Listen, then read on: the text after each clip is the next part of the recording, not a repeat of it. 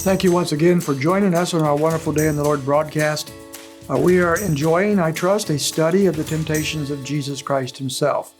When Hebrews tells us that by going through the temptations that we go through, having experienced those firsthand, he is able to help us in our weaknesses and to be there for us in our time of need.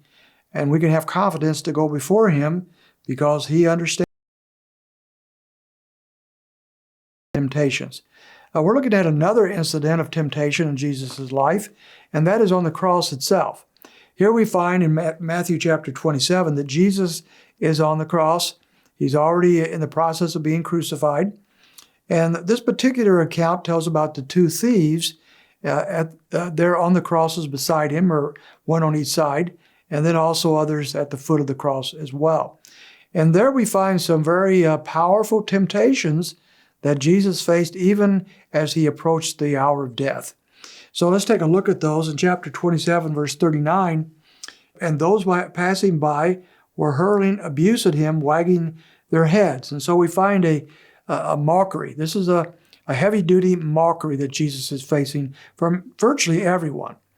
And as we said, I think yesterday, it is hard to put up with being mocked, being made fun of people laughing at us, calling us names, accusing us of things that are not true. This is hard stuff. Sometimes harder to be mocked and made fun of than having physical abuse. And so Jesus is facing that even on the cross, even in his last hours of life here on this planet. Well, who is mocking him? And why are they mocking him? Well, first of all, we find that in verse 40, that they were saying, if you who are going to destroy the temple and rebuild it in 3 days, save yourself. If you are the Son of God, come down from the cross. So the first kind of temptation or mockery here is in the form of mocking what Jesus had said earlier, and therefore mocking him and his claim of being the Son of God. If you are the Son of God. Do you see echoes here of the temptations in the wilderness with the devil? The devil constantly said, if you are the Son of God, then do such and such. And so the temptation is very similar. At the beginning of his public ministry, he is challenged to demonstrate his deity in forbidden ways. And now here he is again at the very end of his physical life on earth, being mocked in the same way. If you are the Son of God, come down from the cross. Wouldn't be hard for you, Jesus. Just come on down. I mean, you've got nails in your wrists and possibly feet. You have a crown of thorns on your head, and you're virtually dehydrated. But you are God, right? If you're God, then what's holding you on the cross? Certainly nails cannot hold God on the cross. So a mockery is taking place over his deity. In verses 41 and 42, we find it goes a little further. In the same way, the chief priests also, along with the scribes and elders, were mocking him, saying, he saved himself, others, he cannot save himself. He is the King of Israel. Let him come down from the cross, and we will believe in him.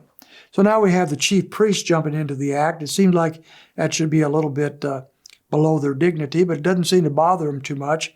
And they're mocking him now for his claim to be the Messiah. If he is the King of Israel, that's who the Messiah would be, the King of Israel.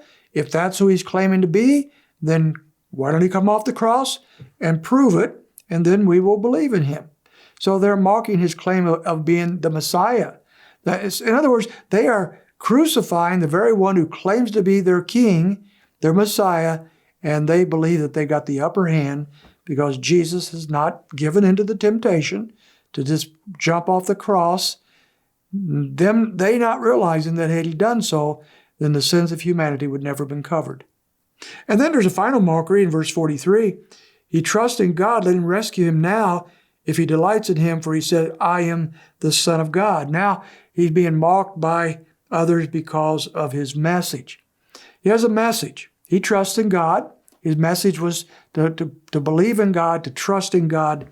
Well, let God rescue him. If God is real, and that's his God, then surely God will rescue him if he really delights in him. So he said it. Here's his message. I am the Son of God. My message is to trust in God. Let's see him live out his own message. And so once again, they're mocking our Savior. And so Jesus went through an excruciating time of mockery and insults, even in the last hours of his time on the earth. And yet he did not retaliate. He did not give in to the temptations to do the things they called for him to do. He endured the suffering of the cross for the joy set before him and for our salvation. How we thank the Lord that he did that. That should be applicable to our lives as we see things that are more important than perhaps our own personal comfort or even our honor as we glorify the Lord with our lives.